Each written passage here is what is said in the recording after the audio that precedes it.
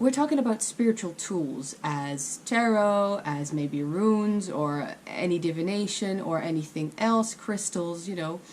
But what about the YouTube channel as a spiritual tool? Because that's what it is, isn't it? Hello everybody, today I'm doing a VR to Ouroboros Spiritual Addict video. I thought of all of these things, I hope I still remember them, last night while I couldn't sleep. It's almost fully the full moon, so maybe that's it, or maybe I'm just excited for my new job at a new dance school. I really like those students and the really great big studio, so I'm really happy with that. But we're talking about Spiritual Addict today. Thought-provoking video. I think Natalia said a lot of things, a lot of different things, and there were already some VRs to them, and this is mine because I just had some thoughts on some things. So it is definitely true that a lot of us who have a spiritual practice, who share the things that they do with tarot, with other cards, with some sort of magical, spiritual, or psychological self-help kind of work, we share this content online. It's definitely true that people who have, like me, a spiritual practice or consider themselves to have a spiritual practice, sometimes it does happen that there's this mental masturbation that's happening, that there's this stroking of the ego, basically not actually doing anything about it, just looking at the cards and then writing it down, journaling and getting some insights, learning from it. But then the practice aspect, the actual going from theory to practice aspect in the daily life gets kind of lost. That does happen. I recognize that in myself, but there is something in the air, right? I kind of feel like maybe around the same time as Ouroboros, I had this similar insight where I was like, okay, well, I have to work with fire, the element of fire, because that is to me the most active element. That is the element that I feel I have the least amount of connection with these days. And it's working great, it's motivating. Of course, there's no way around that with fire, I think. I mean, I can keep going about that, but it's mostly about understanding that the thing that we call practice, the thing that we do within our own homes, with the cards, doing spreads, shadow work, like I said, having some enlightening moments, learning about ourselves or learning about a situation, those kind of things, we call that spiritual practice, but actually it's spiritual theory, right? It's all safe, it's all not actually doing anything. Well, actually it is doing something. It's just a very necessary part of the process that you cannot skip. Otherwise, how do you expect to learn, right? In this setting that we've got going on, in this relationship with the tarot that most of us watching this have. So it's not that I'm saying that this process is not important. It's absolutely important, this part of the process. But then there's a next step after that.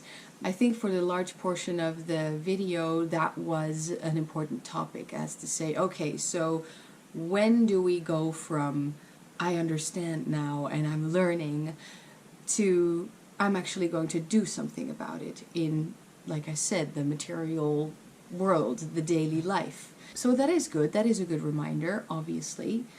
But there is also something to say for everyone who has a channel about this spiritual stuff, about this tarot stuff. I mean, I believe all of us only share the card theory part of the process, because how can we share the practice part of the process? How can we share okay, so this is how this is manifesting, this is how I am improving myself, this is how I am doing it in daily life, right? So there is, of course, that I want to say. It doesn't mean that we don't do anything about it. It just means that it's a good reminder, just in case, like of course many of us, sometimes it happens where we are just doing that, as she said, mental masturbation, stroking the ego kind of thing. So that's of course one thing that I wanted to add in here. There's so much more, and I really hope I remember everything.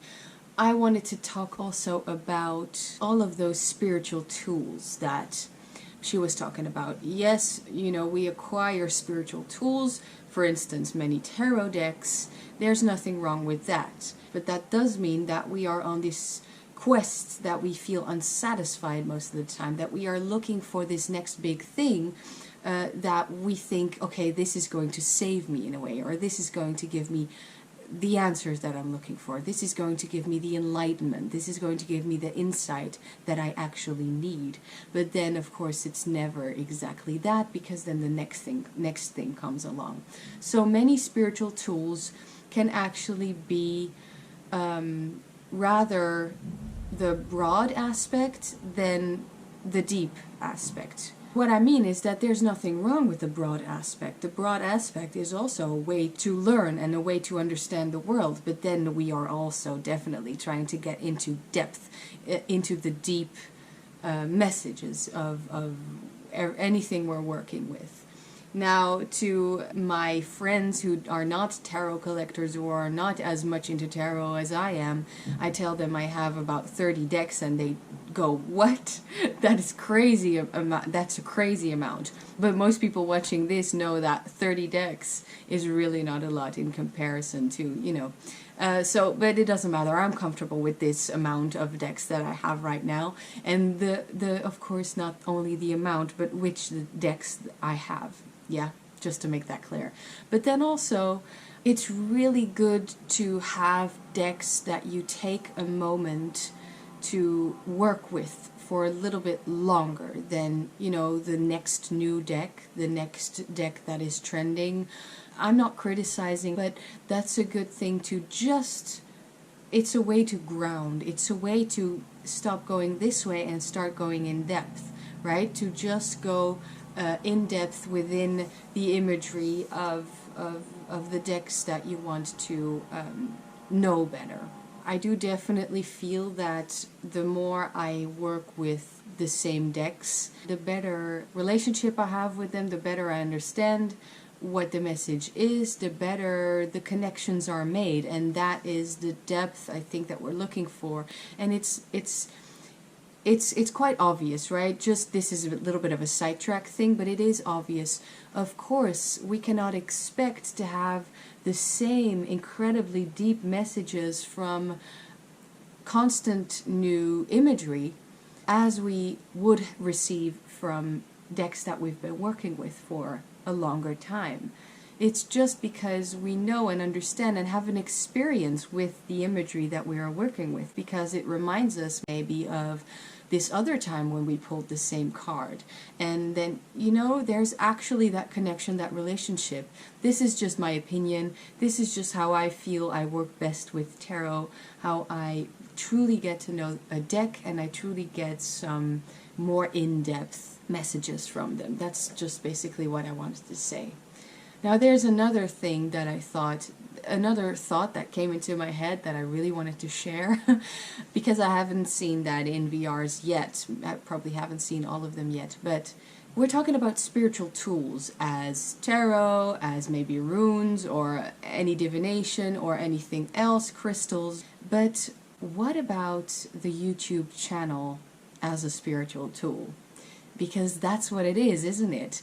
No matter what the reason is, we have a channel about tarot or about anything spiritual or about this type of practice, magical practice or intention work as I like to call it. We can definitely see it as a spiritual tool because the reason would be either to show new decks, unboxings, or make, thought-provoking content, or just share what you've learned as a kind of mentor, coach kind of thing. And of course to find like-minded people to actually find a community, to find a group, to find a place somewhere you feel people get you, understand you. Sure, we can make that thought-provoking content, which is great. We all appreciate that. This is why we're having these great conversations.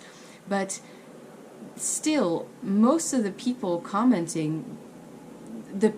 are commenting will most likely be people who leave appreciative comments, compliments, who leave their own experiences. They join in on the conversation, but it's all positive, it's all good, and maybe here and there a gentle nudge in a direction of, hey, this is maybe something you haven't thought about yet. But hardly ever it will be, thankfully, at least in my experience, sorry, it will be a comment that says that we are crap, that this doesn't make any sense, or and either way, if that happens, then we are content creators, right? So we can just delete it because this is our space online.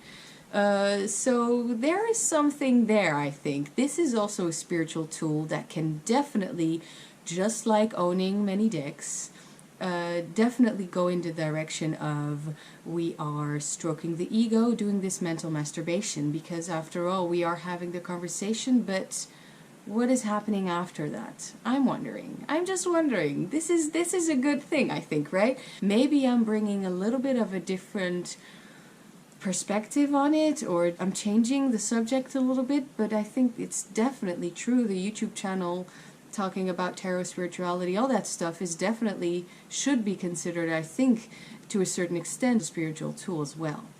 So then there is why we have these channels. So that could be to find community, to find teachers, to be a teacher, to share what you've learned, or share the process, or what else did I say, tarot unboxings, all that stuff. It can be very entertaining as well, both at the same time, thought-provoking, entertaining. That's what we like to see, right? But the underlying reason, of course, is also a good thing to think about, because I can share with you, for me personally, the underlying reason for me to start a YouTube channel. Okay, I'm gonna start by saying, first of all, it was definitely to find like-minded people. It was definitely to think, because I think I had something extra to share that I hadn't seen that much yet, or hadn't seen yet. The exercises to learn tarot that I just made for myself, I thought were valuable and I wanted to share. So okay, it's about community, get to know people, sharing, and then also because I have a little tarot practice, of course. I read tarot for clients as well, so I get my name out there. People get to put a face to the name, so I think that's also valuable. That's definitely what I wanted to do. But then there's the underlying reason. For me personally, I've been on stage as a performing dancer for over half my life. And I quit dancing, I quit the performing arts to become a dance teacher, and now I don't have a stage, except here, because we actually call this also a social media platform. This is an actual stage, so I'm kind of, when I made I'm so happy I made that switch, by the way. It happened at the exact right time. When I made that switch from being on stage, being the one who gets the applause and the compliments, criticism, of course, also, but you get the appreciation from the audience night after night on tour. And when I made that switch from being in the spotlight to being a dance teacher, it of course changed the dynamics. It changed the interaction that I had with people. You see what I mean? Where is my time in the limelight? Where is my time in the spotlight? It's just gone, except it's right here in the camera, it's right here on the screen. So I have no problem with sharing that with you, but I'm just saying, you see what I mean? Why are we making videos? Why is this the medium that we choose?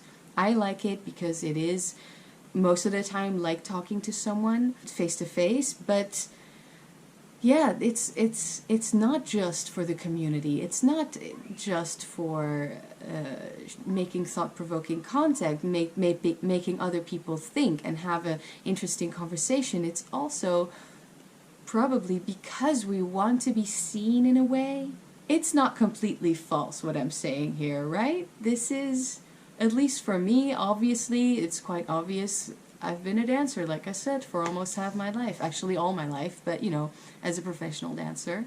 I think I started at age 4, really, but when I went to the Academy of Dance, I was 11, almost 12. After that, I did my bachelor school, and after that, when I graduated in 2009, I had a bachelor, I danced years after that. So you see, when I quit, the stage was gone, and I I think I just made a new one in this way. So that's interesting to me. And I wonder what other people think of this and everything else I've said so far. Then there's another thing that popped into my head, which is, okay, the spiritual practice, this, in our own safe space, working with the cards, doing that self-reflection thing, shadow work, all very important, essential things in my opinion. But this process is, I see it as circular. I see it as a circle, because it doesn't really matter where you start. The stages are, this isn't only spiritual, but it's also psychological. Actually, most of the time I see this spiritual practice as a psychological self-help practice, but then in the form of spirituality. So that is how I see it, how I get most results that I feel really help me on a personal level. Doesn't matter where you start in that circle, but the stages are, for instance, we notice that there is a problem with, I don't know, maybe communication or something with people, maybe colleagues or friends or just people we don't know. That's also possible. But there is, okay, we've identified a problem. Then maybe after that we turn to the cards to find out how we can fix this problem or help ourselves uncover where this comes from, why this is, and what we can do about it. Then the next stage could be actually to take that advice and to experiment with it a little bit in daily life, in everyday life, to experiment with it and see what we can do, see if we can or how we can fix this problem. Change the perspective is a big part of it, basically to solve the problem. Maybe afterwards we're on this side of the circle and we see that there's a similar problem, not exactly the same one but a similar one. So that means that actually we get back to the cards and think, I mean, I'm just saying cards because that's my thing, and think, okay, maybe I need to go a little bit more in depth on there because it didn't work the first time.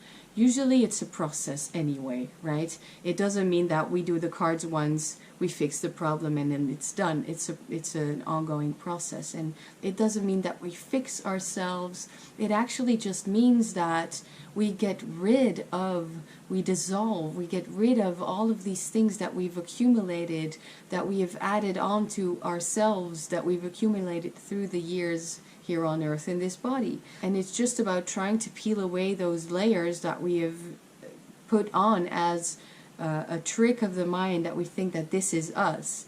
We are trying to peel the layers and become more of ourselves. That is a very simple way of explaining it as well, but you know what I mean? It's not that we are trying to fix a broken thing. Not at all. We are not broken. It's just that we have all these clouds that actually don't allow us to be our full selves, to fully be ourselves, to fully be our potential that we can be. So all of these problems, all of these issues, shadows, you know, all of that is in the way, and we are actually trying to get rid of those. So that is, I think, usually what we're talking about in this case. But you see, you don't have to start with already understanding that there's a problem. Sometimes we start over here where we're just playing with the cards and then a shadow comes up or something comes up where we think, wait a second. This reminds me of this issue that I keep finding myself in, these patterns that I keep finding myself in. How is that possible? It reminds me of this time with this person, this other time with this other person. This must mean that it's not other people who are the problem, actually it's me. Wow, how cool. So then we continue the chronological order of this somewhat strange analogy probably, and from the cards we do something, maybe magical intention work that might help us, and then we get back into the world and we try it out again. So a very probably long-winded explanation on what this process to me kind of looks like, and we can go not back in time exactly, but travel back to this card, or this energy reminds me of what happened a week ago, a year ago, years ago, doesn't really matter, but then it all starts to make sense, and this is how we unravel all this stuff that is sticking to us, and we don't want that. We want to be free and to be ourselves and to be sure of ourselves. So it doesn't really matter where you are in this circle. It doesn't really matter where you start. Maybe it actually starts with, actually, I recognize this same issue that I've had with this other person, with you.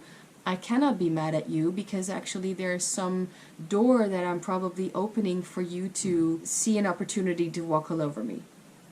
It's possible. You are the one who can fix this, thankfully, but that also means that you have to look it straight in the eye. Hold on. Am I actually willingly handing over the dirty, muddy shoes to someone else to walk all over me?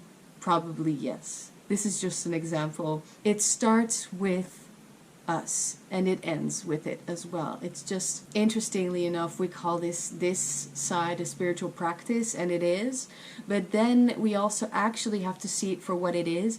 It's really rather spiritual theory, as I said, and out there is the practice, if you put it this way, right?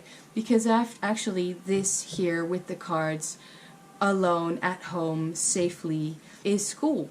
And this is where we learn. This is where we are the archetype of the Page of Pentacles. This is where we learn. This is school. And out there is where we look for a job. We get hired. We get really, really good at it. And we get paid. And then we become the boss.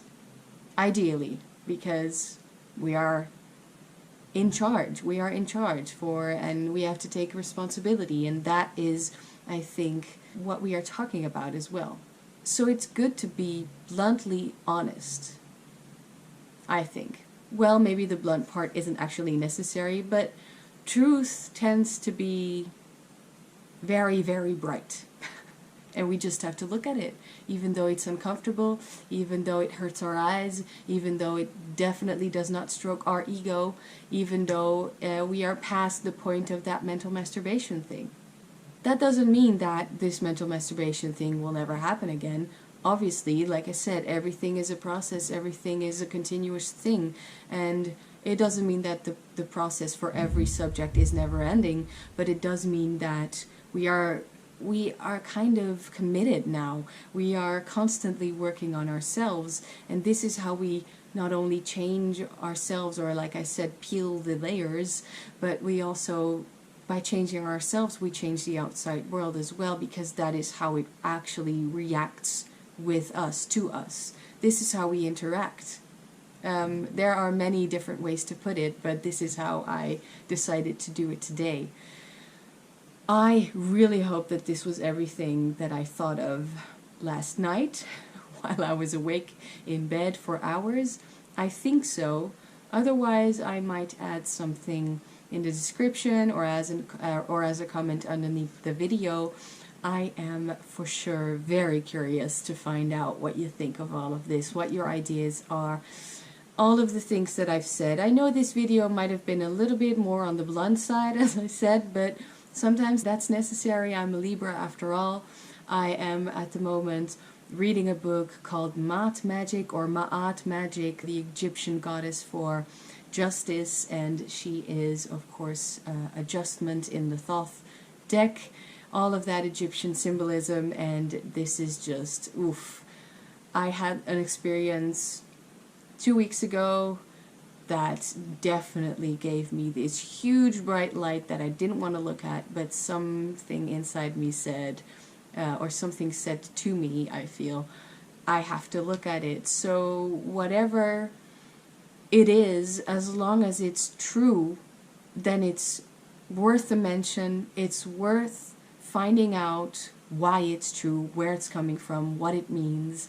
It's worth exploring, because, as I said, we are committed to our spiritual practice. We are committed to this spiritual self-help. We are committed, and so let's take responsibility. Let's take responsibility all the time. I have a feeling that this is also, most of the time, very self-loving, actually. As I said, the blunt side isn't maybe always what we need, but the truth side probably is, because that's always better in the long run. It must be. Okay, so that's my 2 cents on this hashtag. It's the spiritual addict hashtag, I think. Thank you for making the video. Thank you for making the VRs. Thank you for making it this far. I've enjoyed making this. Please, I'm going to gently remind you to perhaps like, subscribe, but most of all, comment underneath the video so that we can keep this conversation going. Thank you so much for watching, and I will see you the next time.